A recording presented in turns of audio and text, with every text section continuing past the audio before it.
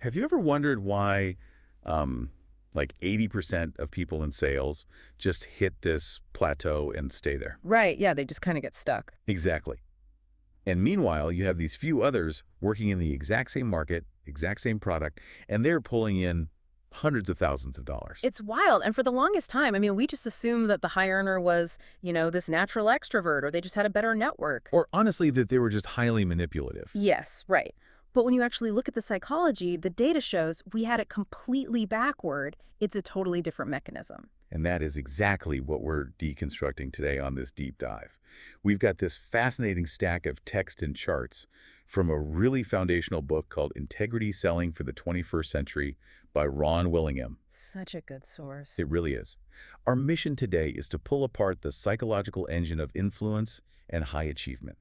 So whether you're, I don't know, pitching a project to your boss or selling a product, or maybe you're just trying to understand human behavior in general. Which we all are, right? Right. We are going to extract the core traits that drive actual success and look at why traditional manipulation tactics actually cause us to fail. And I just want to jump in and say to you, the listener, that this isn't just some corporate sales manual, It's really a masterclass in human psychology. Oh, completely. It will genuinely change how you approach any goal or interaction in your daily life. It's that broad. Okay, let's unpack this.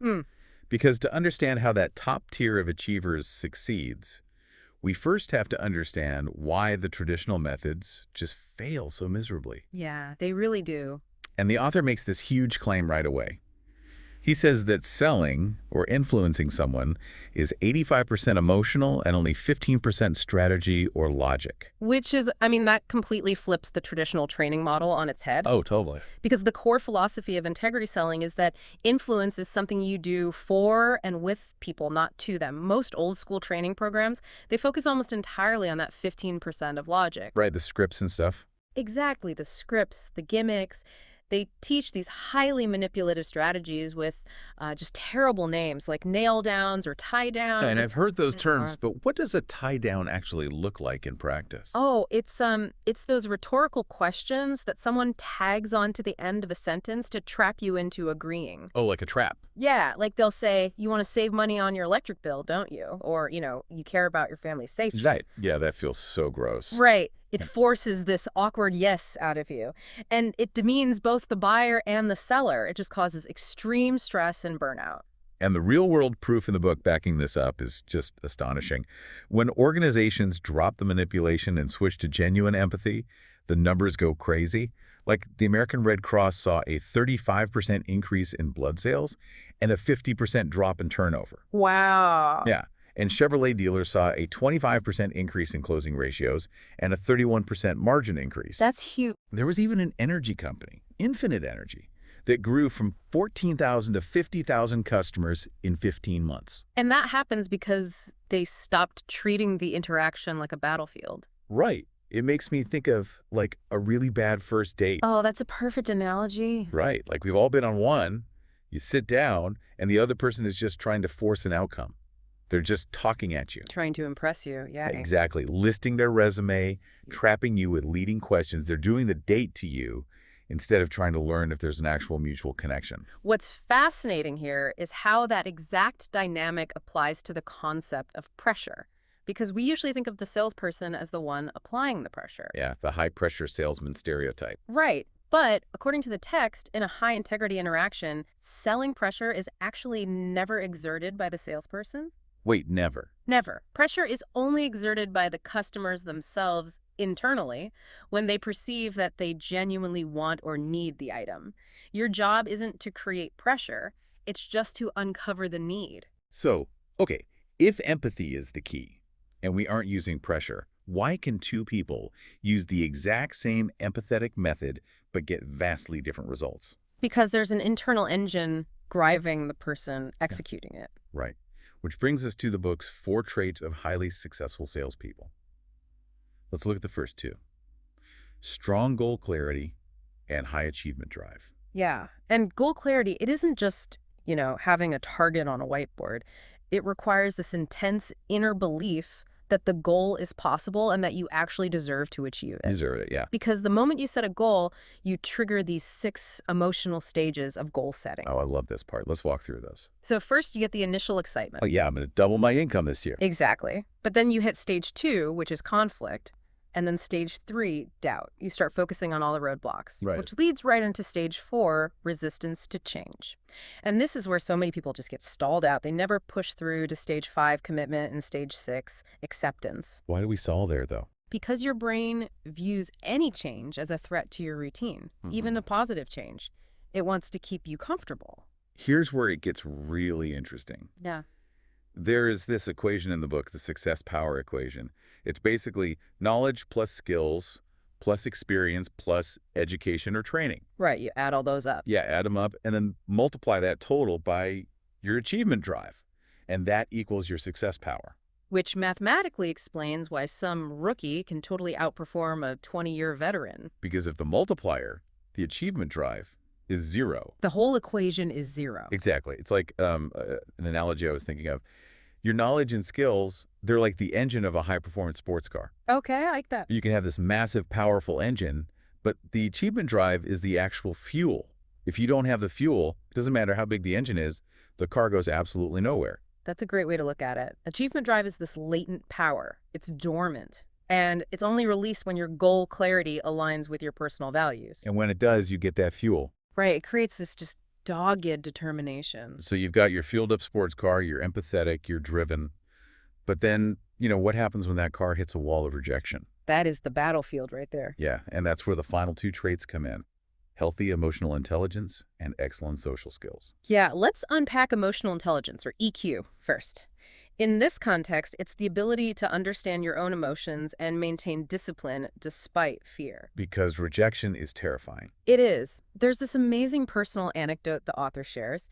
He talks about how early in his career, he would literally drive his car around and around an office building just to avoid making a sales call. Just circling the block. Just circling, completely paralyzed by the fear of rejection. Oh, man. I mean, we've all been there in some form. Definitely. But they quote William James in the text, and it's so powerful. He says, "Do the thing you fear, and the death of fear is certain." High EQ is feeling that panic and taking the action anyway. Right. But, okay, even if you have the courage to walk in, you still have to navigate the actual conversation. Which brings us to social skills. Yes. And the book has this really cool chart, the behavior styles model. It breaks down the different styles of people we interact with. This part is like a cheat code for human interaction. It really is. Yeah. So first you have the talkers. They're super friendly. They buy from people they like. But their big fear is the loss of social approval. Right. They want everyone to be happy. Then you have the doers. They are bottom line, action-oriented. They talk fast. And their biggest fear is loss of power or control. Give it to me straight kind of people. Exactly. And finally, the controllers. Yeah. Very logical, highly organized. They want data, not enthusiasm. And their core fear is being wrong. And the rule of thumb here is that people are usually combinations of 2 contiguous styles on that chart. Like you might be a talker-doer. Or doer-controller. Right. And the key to excellent social skills is achieving quicker rapport by adjusting your natural style to match the customers. Okay, wait. I have to push back on this for a second. Okay, go for it. Earlier, we were just trashing manipulative tactics, right? The gimmicks, the tie-downs. Right. Doesn't shape-shifting our personality to match a controller or a talker, doesn't that cross the line right back into manipulation? Yeah. Like if I'm a talker and I act like a controller, isn't that fake? If we connect this to the bigger picture, Mm-hmm. adjusting your style is absolutely not about deception. It's not about being fake. But I'm acting differently than my natural self. You're translating, you're speaking the other person's language, so you can truly listen to them without your own behavioral bias getting in the way. It is empathy in action. Empathy in action. Yeah, it allows you to ride as a co-passenger on their train of thought. Mm-hmm. If they need data and you just blast them with loud enthusiasm, you aren't helping them, you're just ignoring their needs. Oh, wow. Okay, yeah, that makes a lot of sense. It's about accommodating them, not tricking them. Exactly. So, if these 4 traits are the secret, the obvious question is, why can't we just read this book and instantly possess them? Right, like downloading an update. Yeah, but the author throws a curveball here. He says these traits cannot be intellectually learned. No, they can't. So what does this all mean? If we can't learn them by reading, How do we get them? Well, we have to look at the three dimensions of human behavior. Okay. The first is the intellectual dimension, the I think. That's our logic. Right, and formal education targets this perfectly. But the text points out that we forget like 95% of what we hear in 21 days. In 95%. That's brutal. It is. Then you have the second dimension, the emotional, the I feel. And emotion overpowers logic 85% of the time. Which goes back to the core claim of the book. Exactly. But the true source of our behavior is the third dimension, the creative or unconscious dimension, the I am. The I am. Yes. This is our life script. It's formed by early nurturing and life experiences, often before we can even speak. And it acts as this powerful, silent governor that regulates our achievements. So it's running in the background. Always. We literally perform consistently with who we perceive ourselves to be, whether that perception is true or false. Okay, so it's like a smartphone's operating system. Oh, I like where you're going with this. Yeah. So you can download all the intellectual apps you want, the tips, the tricks, the sales scripts. Right. But if the underlying operating system, your life script, doesn't support them, the apps are just going to crash. Yeah. Like if your life script says, I'm not worthy of success, you'll just sabotage yourself. That is exactly it. And housed inside that I am dimension is a goal-seeking mechanism. A goal-seeking mechanism. Yeah. Once you rewrite your life script and genuinely believe a goal is possible, this mechanism silently steers you toward it. It feeds you hunches and insights. It's doing the heavy lifting for you. Yes. But you have to upgrade the I am first. So how do we actually do that? How do we shift from those self-focused tactics to customer-focused empathy and rewrite the script? Well, the author provides a really practical 6-step framework for this psychology called the AID-INC system. Right. AID-INC. Exactly. It stands for approach, interview, demonstrate, validate, negotiate, and close. And validate is spelled differently, right? Yes, it's spelled VALIDATE. Validate, but with a heavy emphasis on the letter I, like validate to fit the acronym. Got it. And by practicing this empathy-first system, asking questions, truly validating their concerns instead of arguing with them, you naturally upgrade your own self-worth and release that achievement drive. Because you're seeing yourself as a helper, not a manipulator. Exactly. Which is such a profound lens for understanding why we succeed or why we self-sabotage. I mean, this framework isn't just for removing products, it's how we relate to every talker, doer, and controller in our lives. It really is. And this raises an important question for you, the listener, to ponder as we wrap up. Yeah, what's the takeaway here? Well, the text tells us that our I am dimension houses a powerful goal-seeking mechanism that silently steers us toward our deepest unconscious beliefs. Right. So if you aren't currently hitting the external goals you consciously want, what hidden target is your internal goal-seeking mechanism currently locked onto without you even realizing it? Wow. That really makes you think about what your internal operating system is actually programmed to do. Well, Well, that is all for today's deep dive. We will catch you next time.